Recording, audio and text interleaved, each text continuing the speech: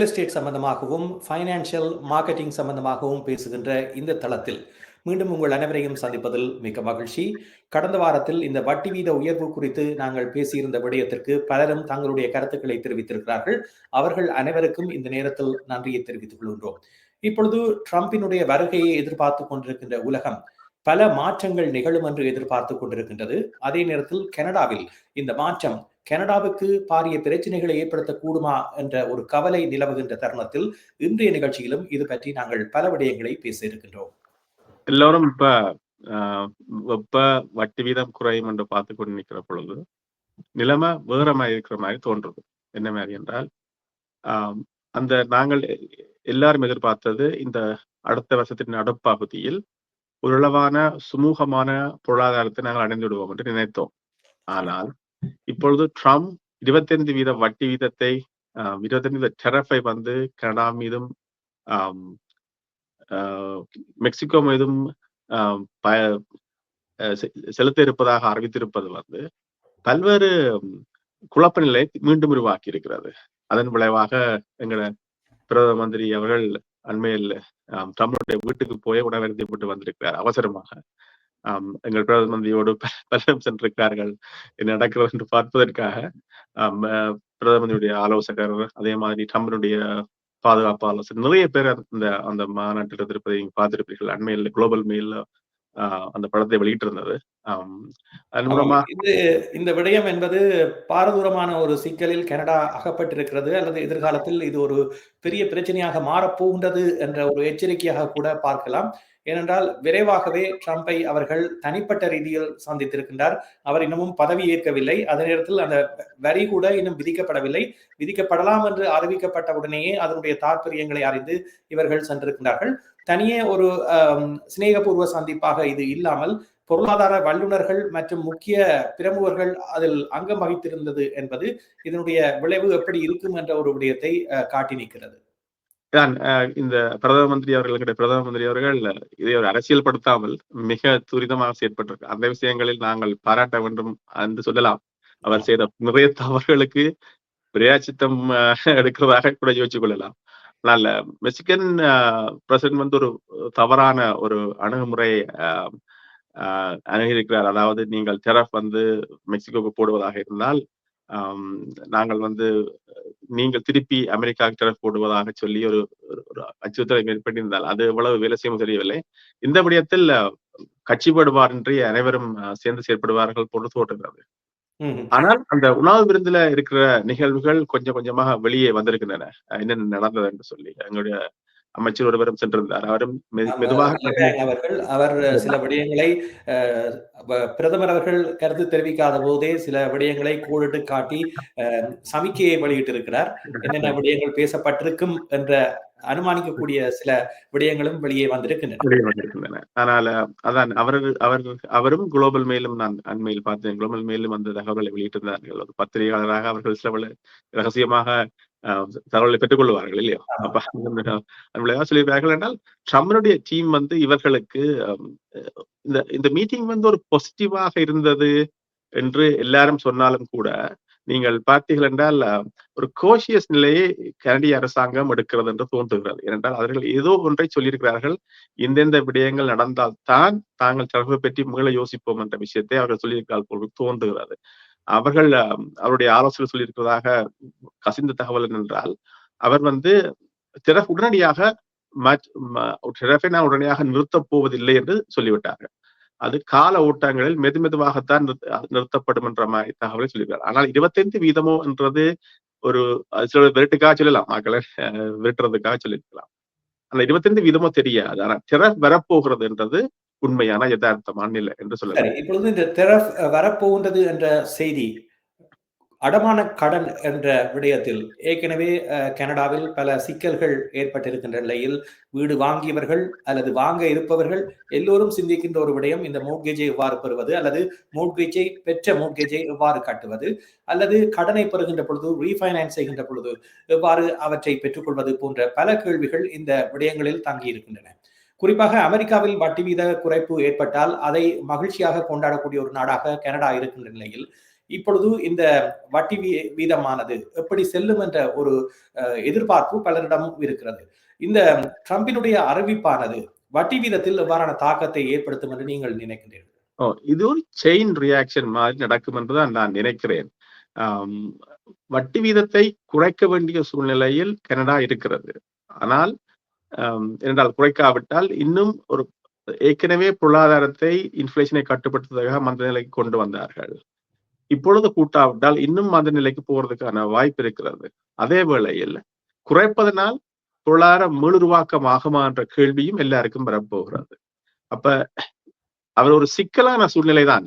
Actual இந்த December மாத குறைப்பு நடைபெறும் என்றுதான் நான் நம்புகிறேன். என்றால் ட்ரம்ப் ஜனவரியில் தான் பதவியேற்றார் இல்லை. பதவியேற்கும் பொழுது அதுக்கு சில வேளைகளில் இந்த பொருளாதாரத்தை நிறுத்துவதற்கான குறைக்க வாய்ப்பு இருக்கு. ஆனால் மீண்டும் அடுத்தடுத்த வரும் குறைப்புகளில் சில வேளைகளில் தாமதங்கள் ஏற்படலாம் அல்லது மீண்டும் அதை கூடுவதற்கான வாய்ப்பும் இருக்கிறது. இவ்வளவுதான் கூடும் என்று ஒரு அனுமானத்தில் தெரிவிக்கப்பட்டாலும் கூட ஜூன் மாதத்துக்கு இடையில் முன்னர் போன்ற ஒரு நிலைமையை கனடாவினுடைய மோர்கேஜ் வட்டி வீதம் என்பது செல்லும் என்ற ஒரு எதிர்பார்ப்பு இருந்த நிலையில் மீண்டும் வீடு விற்பனை அதிகரிக்கும் என்ற ஒரு எதிர்பார்ப்பு மக்கள் மத்தியிலும் ரியல்டர்ஸ் மத்தியிலும் காணப்பட்டது தவிர்க்க முடியாத ஒன்றாக இருந்தது. ஆனால் இப்பொழுது இது திடீர் மாற்றமாக வந்திருக்கின்ற அறிவிப்பு என்பது நிச்சயமாக பொருளாதாரத்தில் பல்வேறு சிக்கல்களை அல்லது பல்வேறு மாற்றங்களை ஏற்படுத்தக்கூடிய ஒரு வாய்ப்பை ஏற்படுத்தி இருக்கின்ற நிலையில் 5% என்ற நிலையில் வட்டி வீத குறைப்பு இந்த டிசம்பரில் இருக்கும் என்று எதிர்பார்க்கப்பட்ட நிலையில் சில வேளைகளில் அதில் சில குறைவுகளை மேற்கொள்ளக்கூடிய ஒரு வாய்ப்பும் இருப்பதாக சொல்லுகிறார்கள். அதே நேரத்தில் ஏற்கனவே அறிவிக்கப்பட்டிருக்கின்ற இந்த வட்டி குறைப்புக்கான அல்லது வட்டி வீத அறிவிப்பான திகதிகளில் அதே திகதிகளில் சில வேளைகளில் முன்னர் எதிர்பார்த்த அல்லது இந்த வட்டி வீதத்தில் நாங்கள் வெளியீடுகளை வெளியிடலாம் என்று நினைத்தவர்கள் சில வேளைகளில் இந்த பொருளாதாரத்தினுடைய நன்மை கருதி மாற்றங்களை செய்யக்கூடிய வாய்ப்பு இருக்கும். இதனால் இந்த சந்தை நிலை என்பது மாறக்கூடிய ஒரு நிலையும் ஏற்படும் என்று எதிர்பார்க்கலாம். அதே மாதிரி ஒரு தளம்பல் நிலையில் இருக்கும். ஏனென்றால் இதுல ஒரு இன்னொரு பிரச்சனை இருக்கிறது என்றால் இந்த ஸ்டாக் மார்க்கெட்டுகளையும் இன்ட்ரெஸ்ட் ரேட்லையும் மக்கள் பனிக்ட் ஆகிற ப்ராப்ளம் எப்பவுமே இருக்கும். அதாவது இப்ப ஒரு விஷயத்தை சொல்லும் ஏற்கனவே ஒரு சிக்கலான பேமெண்ட்களுக்கு கஷ்டப்படுகிற ஒரு நிலையில் இப்படிப்பட்ட நியூஸ் வரும் பொழுது மக்கள் கொஞ்சம் பயப்படுவார்கள், பனிக்ட் ஆவார்கள், வாங்குறவர்கள் சிந்திப்பார்கள், கட்ட முடியும் என்று யோசிப்பார்கள். என்னென்றால் இந்த முறை இருக்கிற பிரச்சனை என்றால் வளமையாக இந்த பொருளாதார சிக்கல் வருகிற பொழுதெல்லாம் வால் ஸ்ட்ரீட்டை மையமாக வைத்துத்தான் பொருளாதார சிக்கல்களை எதிர்கொண்டிருக்கிறோம். இப்ப நீங்கள் பாத்தீங்கன்னா ஸ்டாக் ட்ரேடில் உங்களுக்கு ப்ராப்ளம் இல்லை. ஸ்டாக் மார்க்கெட்டிங் நடந்து கொண்டுதான் இருக்கிறது. அதாவது பைனான்சியல் கேபிட்டல் இருக்கிற பிரச்சனைகள் இந்த முறை பிரச்சனையாக எங்களுக்கு இல்லை.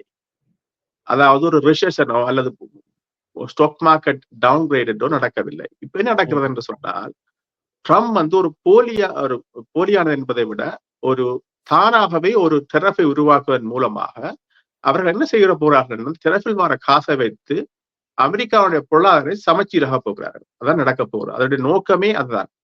அதான் அண்மையில் நீங்கள் அந்த நேற்று நடந்த இரவு போசன விருதில் அவர்கள் கதைத்த விடயம் அதுதான் என்றால் அவர்கள் சொல்லியிருக்கிறார்கள் என்றால் இப்பொழுது டெரஃபை போடுவதனால் அமெரிக்கான உள் பொருளாதாரங்களில் சிக்கல் வரத்தான் போகிறது.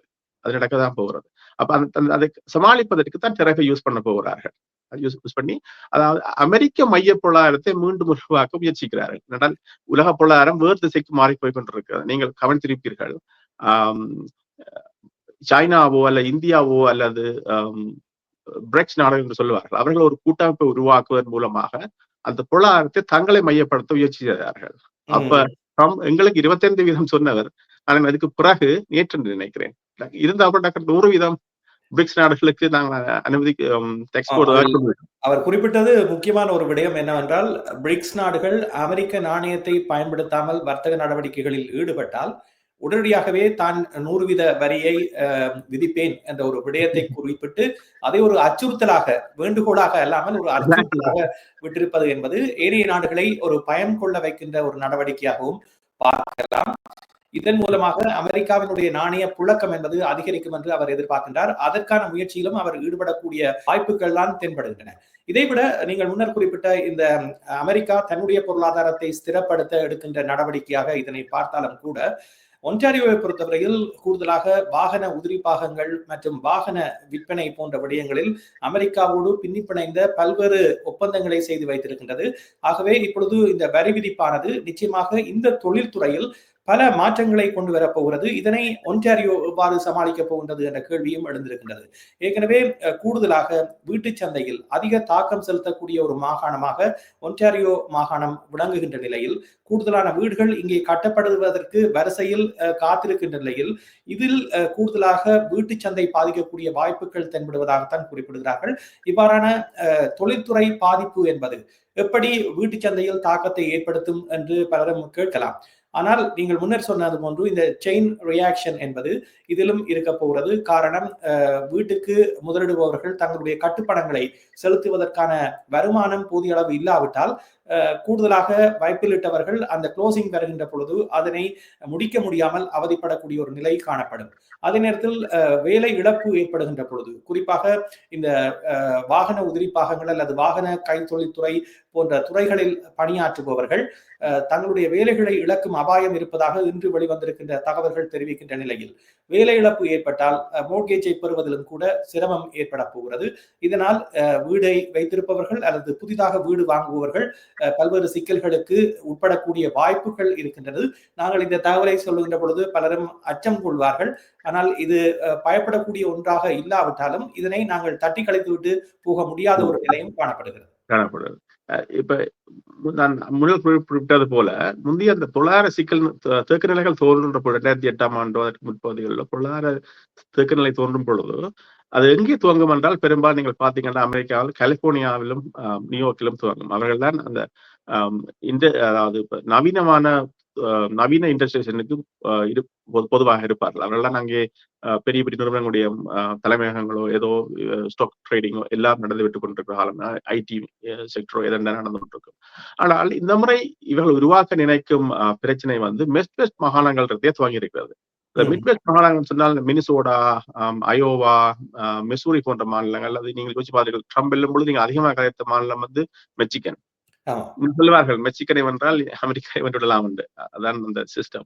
அந்த மாகாணங்களில் பெரும்பாலும் ஹைடெக் ஜாப்புகள் மிக குறைவு இருக்கின்றன. இல்லையென்றில்லை, சர்வீஸ் செக்டர் கொஞ்சம் குறைவாக இருக்கு. அட்மினிஸ்ட்ரேட்டிவ்லையும் சேல்ஸ்லையும் மற்றது மிக முக்கியமாக ப்ரொடக்ஷன் எல்லாம் ஈடுபடுவார்கள். எப்படி எங்களுக்கு ஒன்டாரியோ மாகாணங்கள் கார் உற்பத்தியோ அது மாதிரிதான் மெக்சிகனில் முதல் கார் உற்பத்திகள் இருந்தன. அது தொடர்புடைய மாநிலங்களாகவே இருந்தன, உற்பத்தி மாநிலங்களாக இருந்தன. அமெரிக்க வரலாறு சொல்லுவார்கள், மிட்வெஸ்ட் மாகாணம் தான் அமெரிக்க நாட்டையே கட்டி எழுப்பியது. அந்த ஆரம்ப காலங்களில் ஏற்பட்ட அந்த தொழில் புரட்சிக்கு அவர்கள் தான் காரணமாக இருந்தார்கள். மிட்வெஸ்ட் மாகாணங்களில் இருந்த அதிக மக்கள் வந்து யூரோப்பிய நாடுகள் இருந்து வந்தவர்கள், ஜெர்மனியர்கள், ஆதி லண்டன்ல இருந்த யூகேல இருந்த ஆட்கள் தான் இருப்பார்கள். அவர்கள் ஒரு நீங்கள் பாத்தீங்கன்னா தெரியும், இந்த மாதிரி ட்ரம்ப் மிக முக்கியமாக அந்த பகுதிகளில் மிக அளவு வெற்றி பெற்றிருக்கிறார். ஒன்று. இரண்டாவது, அந்த மாகாணங்கள் மிக நீண்ட காலப்பகுதி செலவு செய்து அந்த மக்களுடைய உணர்வுகளை புரிந்து கொண்டிருக்கிறார். அப்ப சொல்லுவார்கள், மிட்வெஸ்டினுடைய மனோநிலைதான் அமெரிக்க மனோநிலையாக இருக்கும் என்றுதான் விமர்சனம். நீங்க மற்ற மாகாணங்களில் எப்பொழுதுமே ஒரு ஃபிக்ஸ் திங் இருக்கும், டெமோக்ராட் ரிப்பப்ளிகன் இருக்கும். மிட்வெஸ்ட் மாகாணங்கள் ஓரளவு ஒரு கலாச்சார பின்னிப்பிணைப்புள்ள ஒரு மாகாணங்கள். அவர்கள்தான் அமெரிக்காவை கட்டியெழுப்பியவர்கள் சொல்லுவார்கள். அவர்கள்தான் மிக பெரிய அளவு அமெரிக்க உருவாக்கத்துக்கு பங்களிப்பு செய்தவர்கள். அந்த மாகாணத்துடைய மனநிலை தான் அமெரிக்க மனநிலை இருக்கும். சோ அப்ப அவர்கள் என்ன செய்கிறார்கள், இந்த முறை அமெரிக்காவில் இருக்க வெளியே உற்பத்தி செய்யற உற்பத்தி பொருட்களை உள்ளே கொண்டு போய் தடுக்க நினைக்கிறார்கள். நீங்கள் பாத்தீங்களா செய்யும், மெக்சிகோக்கு இருக்கிற பெரிய பிரச்சனையை வந்து இப்ப என்றால், மெக்சிகோவில் இருக்கிற பகுதிகளில் சைனா பத்தி தனது பொருட்களை உற்பத்தி செய்து இந்த ஃப்ரீ ட்ரேட் அக்ரிமெண்ட் இருக்கிறபடியா அதனூடாக இங்கே அமெரிக்காவில் கொண்டு வர முயற்சிக்கிறது. அதுதான் மிக மிக மிக மிகமாக ட்ரம்புக்கு ஒரு அப்செட் ஆகிற விஷயம் அதுவாக கூட இருக்கலாம்.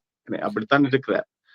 இவ்வாறான பாரதூரமான விளைவுகள் ஏற்படும் என்று எதிர்பார்த்தாலும் ஒரு நல்ல விடயம் இருக்க போகிறது. இவ்வாறான வரி விதிப்பின் மூலமாக வீடுகளின் விலைகள் அதிகரிக்காமல் ஒரு நிலையான தன்மையில் அல்லது குறையாமல் நிலையான தன்மையில் செல்லக்கூடிய வாய்ப்புகள் இருக்கின்றன. அல்லது இன்னும் வீடுகளின் விலை குறையக்கூடிய வாய்ப்புகளையும் இது ஏற்படுத்தக்கூடிய ஒரு நிலை இருக்கிறது. ஆகவே வீடு வாங்குபவர்கள் அல்லது இதுவரை காலமும் என்னால் வீடு வாங்க முடியவே இல்லையே என்று கவலைப்படுபவர்களுக்கு இது ஒரு வாய்ப்பாகவும் அமையக்கூடிய சந்தர்ப்பம் இருக்கிறது. இப்ப என்ன மாதிரின்னு சொன்னால், இது இப்ப நான் சொல்லுவார்கள், எந்த காலத்திலேயும் நாங்கள் சாப்பிடாம இருக்க போறதில்லை. பசி என்றாலும் கொஞ்சமா சாப்பிடத்தான் வேணும். சோ என்ன பிரச்சனை என்றால், இப்ப அம் என்ன நடக்கும் என்றால், பெரிய பெரிய வீடுகள் விற்பதற்கான வாய்ப்புகள் கொஞ்சம் குறையதாகவும், எது பொருளாதார ரீதியாக ஃபீஸபிளா இருக்கிற வீடுகளையோ, அது வாங்கக்கூடியதாகவும் இருக்கும். நீங்கள் பார்த்தீங்கன்னா, இந்த 2008ஆம் ஆண்டு ஒரு பொருளாதார சிக்கல் வருகிற பொழுது, அந்த ம். பகுதியில் வீடு வாங்கியவர்கள் நிறைய பேர் இருக்கிறார்கள். ஆமா. 2004ஆம் ஆண்டு வீடு சிக்கல் வரும்பொழுதும் வாங்கியவர்கள் இருக்கிறார்கள். எல்லா காலப்பகுதியிலையும் அந்த வீடு விற்பனை வந்து என்ன என்றால், அந்த நேரங்கள்ல உங்களுக்கு நிறைய இப்ப நீங்க யோசிச்சு பாருங்க. இப்ப இருக்க சூழ்நிலையில், நாங்க ஒரு காலத்துல இப்ப ஒரு அ இது நல்ல பொருளாதாரங்கள் இருந்த காலம் 2018 காலப்பகுதியில எல்லாம் வீடு போட்டு அன்றிரவே வித்துவிடும். ஆமா. இப்ப வந்து நீங்க ஒரு வீட்டை வாங்குறவராக இருந்தால், நீங்கள் வந்து நிறைய டைம் எடுத்து அதை வடிவா பார்த்து உங்களுக்கு சரியான வீட்டை தெரிவு செய்வதற்கான வாய்ப்பை இந்த இந்த இந்த கால்ல இந்த டைம் வந்து உங்களுக்கு தருது. ஆமா. அதை முரளி, ஒரு விடயம், நானும் இந்த விடயம் தொடர்பாக சிந்தித்தேன். அதே ம். நேரத்தில் கடந்த வார நிகழ்ச்சியில் கலந்து கொண்டவர்கள் கூட இதை ஒரு கேள்வியாகவும் முன்வைத்திருந்தார்கள். அவர்களுக்கும் இது ஒரு பதிலாக இருக்கும் என்று நம்புகின்றேன். அம் என்னவென்றால், கடந்த பொருளாதார சரிவு நிலை ஏற்பட்ட பொழுது, கூடுதலான முதலீட்டாளர்கள் வீடுகளை கொள்வனவு செய்து வைத்துக் கொண்டார்கள். மீண்டும் வீடு அதிகரிக்கும். அந்த நிலையில் வித்து கூடுதலாக தாங்கள் பணத்தை சம்பாதிக்கலாம் என்ற ஒரு விடயத்தை முன்வைத்து பலர் வீடுகளை வாங்குவதற்கான முயற்சியில் ஈடுபட்டிருந்தார்கள். ஒப்பீட்டளவில் அந்த நிலையோடு ஒப்பிடுகின்ற பொழுது, இப்பொழுது வீடுகள் சந்தையில் இருந்தாலும், குறைந்த விலையில் வாங்கக்கூடிய வாய்ப்பு இருந்தாலும், அந்த வாய்ப்பை பயன்படுத்தக்கூடிய முதலீட்டாளர்கள் சந்தையில் இல்லையோ என்ற ஒரு கவலை இருக்கிறது. இதற்கான கேள்விக்கான ஒரு விடையை பலரும் எமது நிகழ்ச்சியை கடந்த வாரத்தில் பார்த்தவர்கள் கேட்டிருந்தார்கள். அதற்கான ஒரு பதிலாக கூறக்கூடிய ஒன்று விடயம், முன்னைய காலத்தோடு ஒப்பிடுகின்ற பொழுது, முன்னர் பொருளாதார சரிவு ஏற்பட்ட பொழுது வீடுகளினுடைய விலைகள் குறைந்த நிலையில் காணப்பட்டன. ஆகவே கூடுதலான வீடுகளை முதலீட்டாளர்கள் வாங்கக்கூடிய ஒரு வாய்ப்பு இருந்திருக்கும். ஆனால் இப்போதைய காலகட்டத்தில் ஒரு தரமான வீட்டை கொள்வனவு செய்ய வேண்டும் என்றால், வீடுகளினுடைய விலைகள் உச்ச நிலையில் தான் இருக்கின்றன. காரணம், மில்லியன் டாலருக்கு குறைய ஒரு தனி வீட்டை வாங்குவது என்பது, அதிலும் நகர்ப்புறத்துக்கு உள்ளே வீடுகளை வாங்குவது என்பது ஒரு இயலாத காரியமாக மாறி இருக்கின்ற நிலையில், முதலீட்டாளர்கள் முதலிட வேண்டும் என்று விரும்பினாலும் கூட அவர்களால் ஒன்றுக்கும் மேற்பட்ட வீடுகளை வாங்குவதில் பல தடைகள் இருப்பதை கண்கூடாக பார்க்கிறோம். இதுதான் அந்த கடந்த காலத்தோடு ஒப்பிடுகின்ற பொழுது இந்த காலத்தில் இந்த வீடுகளை முதலீட்டாளர்கள் கொள்வனவு செய்ய முடியாத ஒரு நிலையில் இருப்பதற்கான காரணமாக பார்க்கலாம். அதனால்தான் நாங்கள் முதலிலே சொல்லியிருந்தோம். நீங்க கதைக்கும் பொழுது, ஈவன் நாங்கள் இந்த வீடியோவிலே போட்டிருந்தோம். இது மிகச் சரியான நேரம் யாருக்கு என்றால், ஃபர்ஸ்ட் டைம் ஹோம் பயர்ஸுக்கு. அதான் நாங்கள் கதைத்திருந்தோம். இதுகளை எல்லாம் நாங்கள் ஆய்வு செய்துதான் ஒரு முடிவுக்கு வந்திருந்தோம். ஓகே, இது வந்து ஒரு ஃபர்ஸ்ட் டைம் ஹோம் பயர்ஸ். நீங்கள் பிரத்யேகமா முதலாவது காணொலியில் நீங்கள் வெளியிட்டிருந்தீர்கள், சொல்லியிருந்தீர்கள். நான் அதை கவனித்திருந்தேன். மிக முக்கியமான விஷயம் என்னென்றால், இது ஃபர்ஸ்ட் டைம் ஹோம் பயர்ஸுக்கு பெரிய சான்சஸ் தான் சொல்ல முடியும். நாங்கள் சொல்லுவோம், ஃபர்ஸ்ட் டைம் ஹோம் பயர்ஸ் இருந்தா அடிங்கோ, நாங்கள் உங்களுக்கு நல்ல விட வாய்த்தாரோம் என்று சொல்லிவிடலாம். இது வந்து நிறைய வாய்ப்புக்கான நிறைய சந்தர்ப்பமாக இருக்கிறது. மற்றது, உங்களுக்கு சரியான வீடு தெரிவு செய்வதற்கான காலமாகவும் நான் இதை கேட்டுக்கொள்ளலாம்.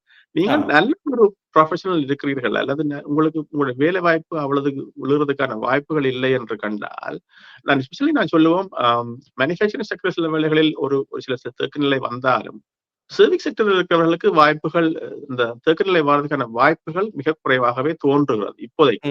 செயின் ரியாக்ஷன்ல ஒன்டாரியோவை பொறுத்தவரையில் ஹெல்த் கேருக்கான டிமாண்ட் என்பது தொடர்ந்து அதிகரித்துக் கொண்டே இருக்கிறது. அது போன்ற தொழில்துறைகள் பல இருக்கின்றன. அவர்களுக்கான கேள்வி என்பது தொடர்ந்து அதிகரித்துத்தான் இருக்க போகிறது. ஆகவே அந்த தொழில்துறையில் இருப்பவர்கள், நீங்கள் வீடுகளை இதுவரையில் வாங்காவிட்டால், நீங்கள் நம்பிக்கையோடு வீட்டை வாங்கக்கூடிய ஒரு காலமாகவும் இதனை பார்க்கலாம். நாங்கள் அதுக்கான சரியான வீட்டை தெரிவு செய்த ஏஜென்டாக நாங்கள் கூட இருக்கலாம். சோ நான் சொல்லி விடுப்போம்.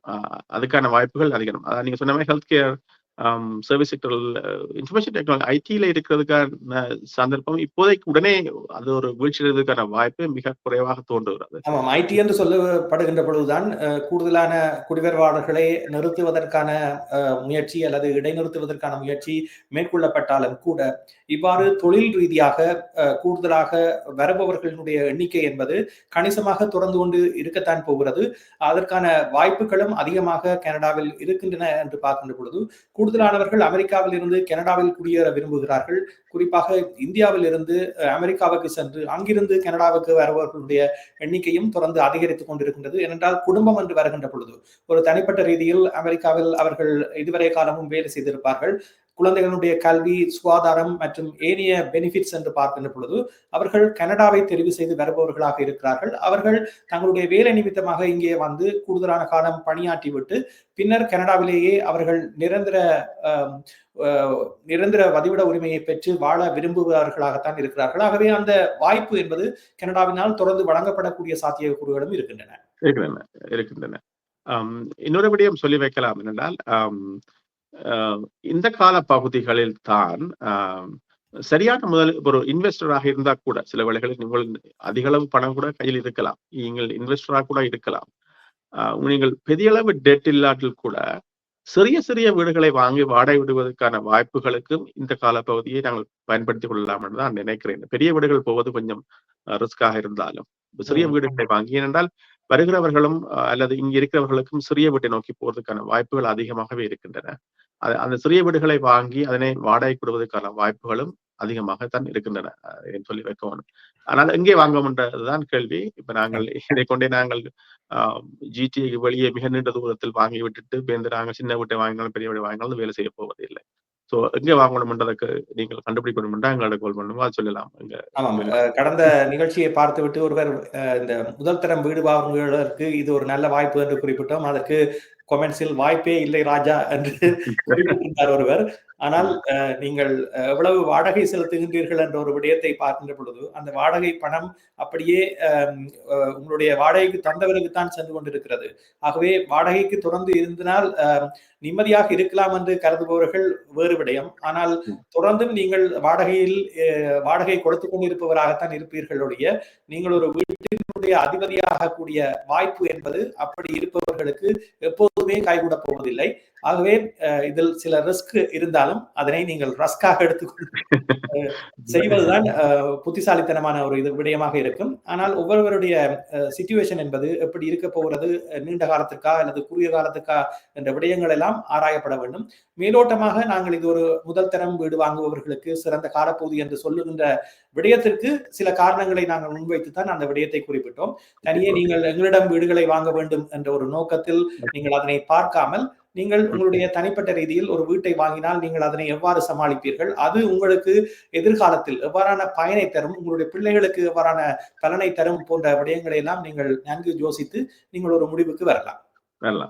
நாங்கள் கட்டாயப்படுத்தவில்லை, எங்கள்கிட்ட தான் வாங்கணும், நீங்கள் யார்ட்டையும் வாங்கிக் கொள்ளுங்கள், நாங்கள் நல்ல சேவை தருவோம் என்று சொல்லுவோம். எங்களுடைய சேவைகள் நாங்கள் சொல்லுவோம், சொல்லத்தானே வேணும். நான் தொழில் இருக்கிறோம், நாங்கள் எங்களுடைய சேவைகள் இவ்வளவு இருக்கிறது சொல்லுவோம்.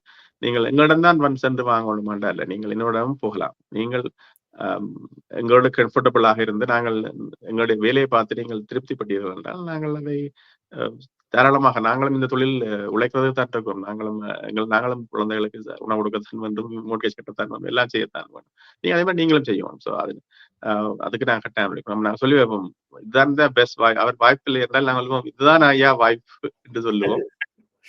அடுத்து அடுத்த வாரம் என்னத்தை பற்றி ஒரு முக்கியமான விஷயத்தை பற்றி கதைக்க வேண்டும் என்று ஒருத்தர் எனக்கு நிறைய தரம் அடித்து விட்டார். நான் நேரம் இல்லாத காரணத்தில் அவருக்கு துறை சேவை கண்டினியூ பண்ண முடியவில்லை. அவர் இந்த டாக்ஸ் பிரச்சனையை பற்றி கதைக்கிறார். அவர் நான் ஒரு முதலீட்டாளர் போல் இருக்கிறது, முதலீட்டை செய்துவிட்டு இப்பொழுது நீண்ட காலத்துக்கு முன்னம் செய்த ஒரு முதலீட்டினுடைய வரி கேபிட்டல் கெயினுக்கு சிஆர்ஐ காசு டாக்ஸ் அனுப்பியதாக சொல்லுகிறார். அப்ப நான் எனக்கு தெரிந்த பற்றி சொன்னேன். நான் அதுக்கு பிறகு நாங்கள் ஒரு கால் எங்களுடைய அக்கௌண்டனே கதைச்சு போட்டு என்ன சிச்சுவேஷன் அவருடைய பிரச்சனை எழுதி வைத்திருக்கிறேன். நாங்கள் அடுத்த முறை கதைக்கும் போது அதை பற்றி நிறைய கதைப்போம். கேபிட்டல் கெயின் இந்த டாக்ஸ் என்ற விடயம் தனிப்பட்ட ரீதியில் ஒருவர் தனிநபர் வருமான வரியை செலுத்தாது விட்டால் எவ்வாறான பாதிப்புகளை அது ஏற்படுத்தணும். அதே போன்றுதான் எல்லோரும் சொல்வார்கள், இந்த வருமான வரி திணைக்களத்தோடு விளையாடக்கூடாது என்று.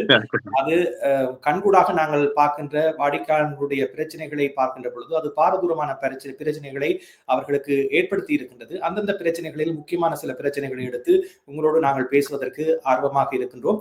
அடுத்த வார நிகழ்ச்சியில் இந்த டாக்ஸ் சம்பந்தமாக வீடு விற்பனை அல்லது வீட்டை கொள்வனவு செய்பவர்கள், முதலீடுபவர்கள் எதிர்நோக்கக்கூடிய வரி சம்பந்தமான பிரச்சனைகள் தொடர்பாக நாங்கள் பேச இருக்கின்றோம்.